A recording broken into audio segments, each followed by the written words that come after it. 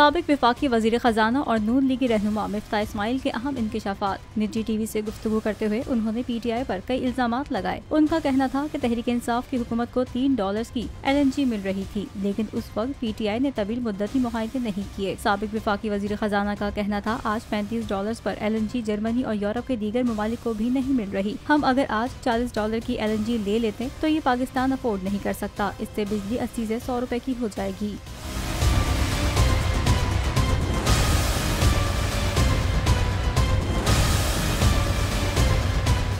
नून लीगी रहनुमा मिफ्ताह इस्माइल का कहना था उस वक्त LNG के रेट कम थे तो मुल्क में रेट भी उसके हिसाब से थे। इस वक्त LNG के रेट के हिसाब से कीमतें बढ़ रही हैं। साबिक वफाकी वजीर खजाना ने कहा जब तक IMF के टेबल पर वापस नहीं आ जाते डिफॉल्ट का खतरा रहेगा। अगर IMF से राब्ता कट जाएगा तो दीगर इदारे भी कर्जा नहीं देंगे। IMF के मिशन को लाने के लिए कुछ इकदाम करने पड़ेंगे। इस मौके पर एंकर पर्सन ने इन्हें इक्तदार में आने से पहले वाली क्लिप्स भी दिखाई जिसमें बड़े दावे किए जा रहे थे।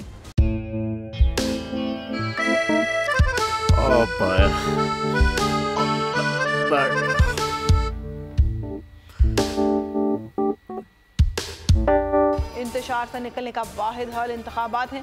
हकीकी आज़ादी मार्च आज रवा।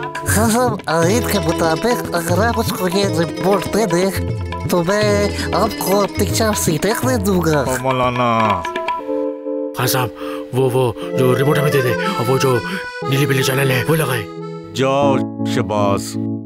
हम ऐसा टीवी देखते ही नहीं जिसका रिमोट हमारे हाथ में ना हो। और यहाँ पे कोई 2 नंबरी नहीं चलेगी। और हम कोई गुलाम है जो आप रिमोट मांगे हम दे दें? Absolutely not. यहाँ पे सिर्फ पाकिस्तान का नंबर 1 चैनल चलेगा, बोल, जो हकीकी सहाफत की जंग लड़ रहा है। पाकिस्तान के लिए कोई और नहीं, सिर्फ बोल खड़ा है। आप सब भी बोल देखें।